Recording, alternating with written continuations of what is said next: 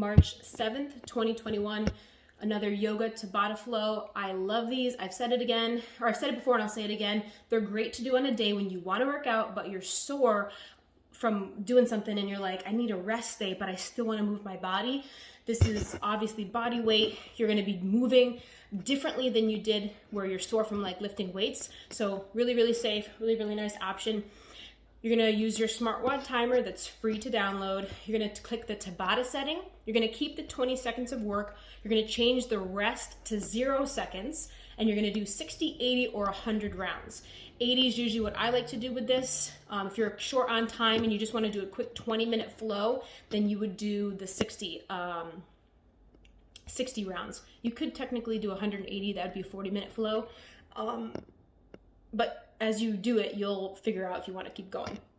Okay, so you're going to do these 10 movements on the left, then 10 on the right, back to the left. You're just going to keep doing them. So as you go, you get more familiar with the flow and the coordination. So after you write the workout down for yourself and you have it in front of you and maybe you draw little stick figures, eventually it starts to become familiar as well as become more open. So you're doing that pose 4 or 5 or 6 times. So by the time you get there, you're so warm and so warmed up in that particular pose, as well as like hot, warm. So you end up feeling so good after doing this. I love it. Okay, this one we're gonna do a little compass. So I'm gonna be switching left and right. So we're gonna actually start in a wide, move over, a wide forward fold, okay? In the forward fold, you can just hang out. One of my favorite things to do is to take my hands out. You have to be a little more flexible for this position, but wide forward fold, hands can be straight, down. You can kind of like twist a little bit if you wanted to move the upper body around. So there's no right or wrong. You can take your hands, behind you if you wanted.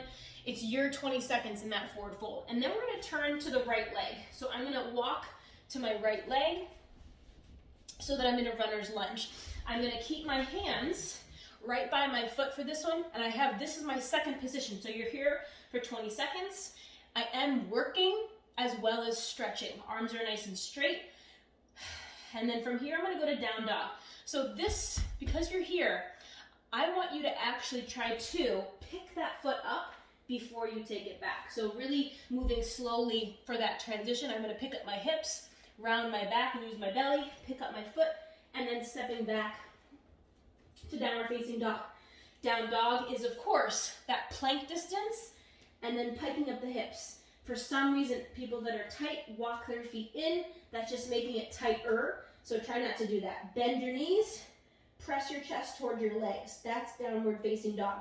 You have here for 20 seconds before you actually do come forward into plank. So we're just gonna hold plank for 20 seconds. When you're here, you can bring your knee into your armpit to work the core a little bit. So armpit and tricep, not lower on my forearm.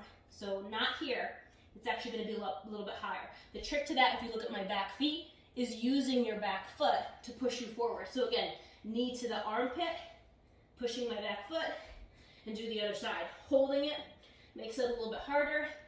I actually need to rest because that was a lot. Those are really hard.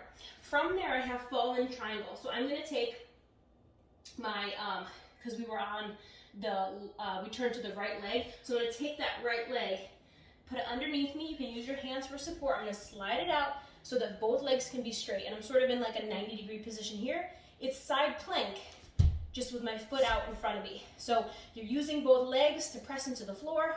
As you can see, I'm in a little bit of an arch. I'm not hanging out down here. This would be really tough. So do lift yourself up. Arm can go overhead. So my bicep is by my ear, or it can go straight up. After that 20 seconds, I'm gonna come back. You can even stretch this a little bit before going to 3-legged down dog. So the next position, 3-legged down dog. So that leg goes underneath me. I can take my leg all the way over. I can just take it up so I'm square. You can move the knee around to warm up that hip, but you got 20 seconds there before stepping forward, and I gotta point that back toe to get it up. Pyramid. So both legs are straight. I'm just gonna forward fold. Maybe your arms are straight here. If you're really tight, you might be up a little bit higher, but this is your pyramid. This is a little bit of a rest. After 20 seconds in pyramid, I'm gonna go to crescent lunge. So bending my leg, I always have to like readjust my foot for the right spacing. You can typically, I have the hands pressed. This is my go-to crescent lunge, but you can also do whatever you want to do with your arms. Maybe we did eagle 2 weeks ago. You can bring them behind you, whatever you want to do. They can move the whole time, but crescent lunge, I'm sinking low with my legs and I'm trying to lift my torso up. So that is your crescent lunge. And then low twist, so I'm going to actually cartwheel down, putting my hand right by my front foot, and I'm just going to go into this low twist. It's my opposite hand, so left hand is down, right foot is there, low twist.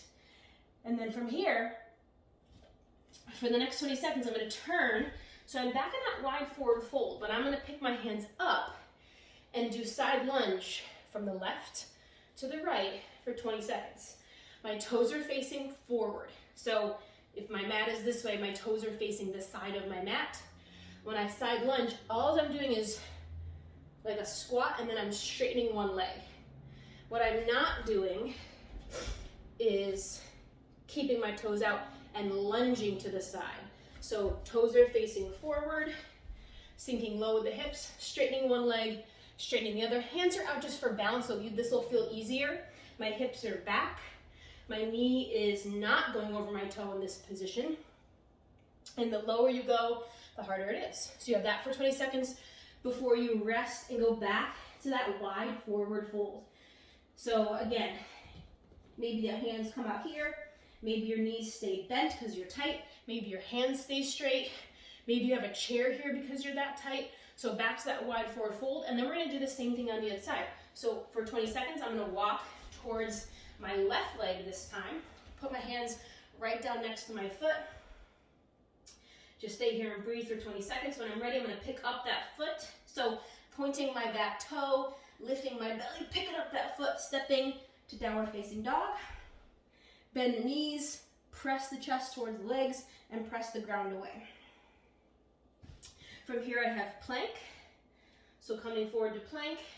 And again, I'm gonna do right knee, right tricep, left knee, left tricep, really trying to get it high. If you can go for your armpit, that's even better. From there, because I'm on my left side, my left leg is gonna come forward, and I've got fallen triangle. When my leg goes through, both legs are bent, and then I'm gonna push both of them straight. Again, adjusting your feet if you need to, trying to lift your hips up really high.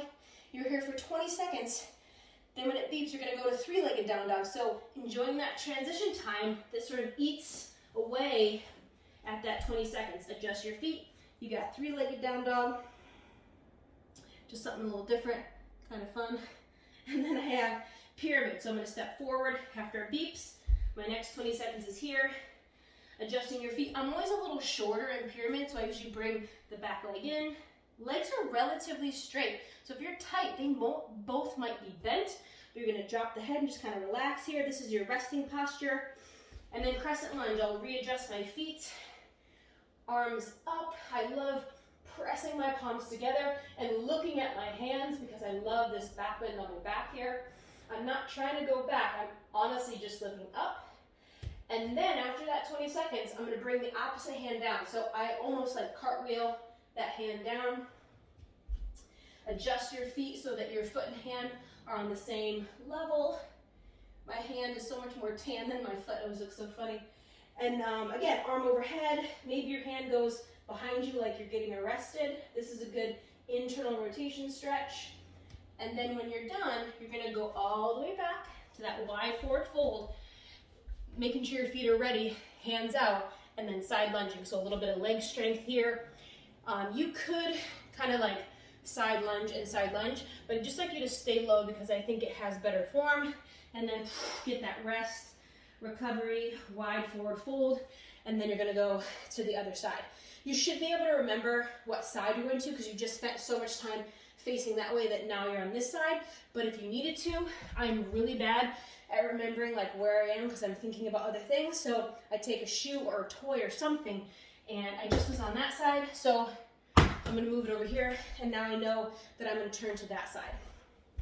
All right, guys, that is your workout for March 7th, fallen triangle.